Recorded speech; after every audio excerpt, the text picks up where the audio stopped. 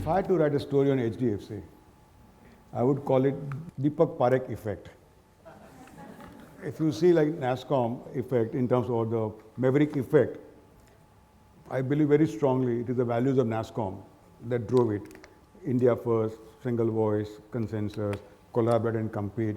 We have robust conflict resolution processes, identifying signal versus the noise, sense of ownership. It's a non-profit volunteering organization. Yours is a profit-making organization. What would be your learnings of how you built HDFC, which is as powerful, you can say, any in the world? You are the role model for the entire corporate sector. What would you assign those values to? Well, you hire ordinary people and make them do extraordinary work. Train them to do extraordinary work. We are one of the worst paymasters in the country. But yet, we get good talent because we get youngsters and we train them up. And unfortunately, some people say attrition is good, and I agree at some level attrition is good, but most of our people who are there in the senior position have been there for 40 years, 30 to 40 years. Okay. So if you give a good working atmosphere, and the tone at the top has to be good, because we are in lending business, we deal with cash, we deal with money every day. And you know, the system in India was if a bank manager gives you a loan, you have to pay some back to him. That was the system many decades ago. So we have to ensure that in a small corner of India, someone is not doing that. Yeah. So we have to bring that kind of value system and integrity. We can tolerate non-performance, but we cannot tolerate discipline. We cannot tolerate decline in ethics. So over the years, there was a need for mortgage finance. My father worked all his life in Central Bank of India, and with his retirement benefit, he bought a house where my sister is staying there. That's the only house we could afford. And that's how most people bought homes at that time. And there's an interesting reason why housing finance did not start earlier. Very few people know. Because every corner in England you go, there's building societies. In US, there are savings and loan associations. A common man, a graduate gets a job and gets a loan to buy a house. See, in India, we never had a flexible floating rate interest mechanism. We had only fixed rate mechanism for many, many years, till the 90s. So a bank cannot borrow 15-year fixed money, because bank rates keep changing. Interest rates where they take deposits keep changing according to monetary policy. So no banks got into mortgages because they didn't have 15-year fixed money. So we had to borrow in the earlier days 15-year fixed money, 10-year fixed money. Only then we could lend because we were a type of NBFC, non-bank finance company. Later on, as India developed and as the financial sector graduated and improved and followed the global system, variable rate, flexible lending rates became. So we have both the products, fixed rate and floating rate. And 99.9% people take the floating rate. Yeah. So once floating rate became a phenomenon, all banks started doing mortgages. So today it's open for all. You talk about it, Praveen is here. In early days, I'm going back to early 80s. Hinditron days. So we imported the first PDP-11 computer. And serious restrictions in terms of import and hedging let's say, borrowing money in foreign exchange was almost impossible. So we had Lalita Gupta from ICICI came. I took her around to see various computer centers. Finally, they agreed to sanction a loan for us. But they gave us the loan in 3 currencies, Japanese yen, German franc, and the Swiss franc, and no hedging. So by the time we started repaying, this kept going up and up. So we ended up paying double the money that we had borrowed from them, plus the interest on top of it. So there were all kinds of challenges at that point in time. The other part I would like to talk to you. So let me ask you one now. See, I have known you from your early days, Hinditron with Praveen and others. And Atul was in this business. I knew Atul not that well, but he had some training center where it's called Apple Training and the Apple Computers or something. This is in 80s, early 80s, sometime in 80s. And from Hinditron, you went onward and started onward, and now an author. When you wrote the book, did you feel a little worried that if no one buys it, what will happen? If I can't finish it, what will happen? Did you have that thought while writing every morning, waking up and saying, what if no one buys my book? I still have such thoughts. One Gujarati author, Gurwant Bhai, he told me 3-4 years back when I was taking the risk of writing a book, and when we discussed, it had to bring in some of my autobiography pieces also. Yeah. So he said, if you write a book in an autobiographic format, you should be truthful and you must have the courage to walk naked on the street. Are you prepared to do it? Then you do it. Otherwise, don't write it. So I took that risk. So I had to put whatever I knew, the facts and so on and so forth. And some of the, so that fear is always there, still there. Yeah. I have no idea we will get hit from where. Luckily, I would say it has done extremely well in the reviews after reviews are coming. Not a single review is negative, and outstanding reviews from people whom we don't know, people who don't belong to our industry. When they read the book, or not non-IT people also. So far I would say it's going great. Hopefully we'll maintain that till somebody wakes up and files a case on us. Because Harper's, they have a legal team. They were supposed to review the book legally and come back. So they had no negatives. There was no single remark. So I don't know whether they read the book or not. But there were no legal issues at all. They pointed out that the book would create.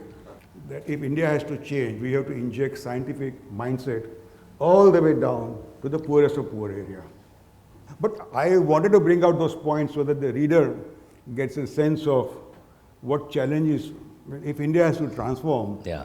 we need to cross over those big But I think in vaccination, we've been extremely successful. Over 90% of our population has got 2 vaccines already. Fantastic. And we are doing much better than other developed economies. We don't talk about it globally, but you know, in Germany and Europe and all, including USA, maybe 65-70% maximum have been vaccinated. Yeah. No, I think India is, on top of that, the development of vaccine in such a short period. No, we are suppliers to the world. 8 to 10 years it takes to develop a vaccine, and here companies in India are developing it in less than a year. Fantastic, I mean. So we have that intellectual capital, there's no question on it. But it has to be channelized for productive work. So other question I have for you is about Satyam. I know the one side of the story, which I have written in the book. Just for you to, all of you to know, so those who have not read the book, that when Raju's letter came out in the newspaper saying he has committed a fraud, within an hour, Som Mittal, who was again president of NASSCOM, he called a meeting of all the IT CEOs. So 30 of us were on the call. So he asked, should we step in or not step in? So we say, why should we step in? It's a private company, it's a listed company. It is they have their own shareholders to worry, board of directors to worry. It's not our job. But then we all discussed, and we realized that if this Satyam collapses, their customers and their customers' customers. So if the bank is their customer, the bank may have 1 million customers. If Satyam collapses, those 1 million customers would be on the road. And they had many such customers. If that happens globally, India will get a very, I would say, bad brand name. You cannot trust this India. So what do we do? So we decided, okay, we must save Satyam. Som put forward this proposal, and they asked, what do we do? Can you believe, first one of us said, this is a golden opportunity for me to go and double my business. This is a marketing 101, it's a kill. How can I give up that opportunity? But it's most unique in the world. Collective wisdom of the entire NASSCOM top CEOs group was not to recruit any senior manager from Satyam proactively and not to go after any Satyam's customer proactively for 1 month. And then he went back, and of course all the changes happened. Then they brought Kiran as a chairperson, and Deepak Bhai was the director of that company to save Satyam. Tell us what happened after that, which we don't know, frankly. First of all, on day 1, when I went there, they took me to Ramalinga Raju's room. And they said, sir, this is your room and his chair. I said, I'm not going to sit in his chair. I'm going to work from the boardroom and not from anyone's room. So I sort of went to the boardroom and set myself. And I took my secretary because all the minutes and all, we didn't know whom to trust there.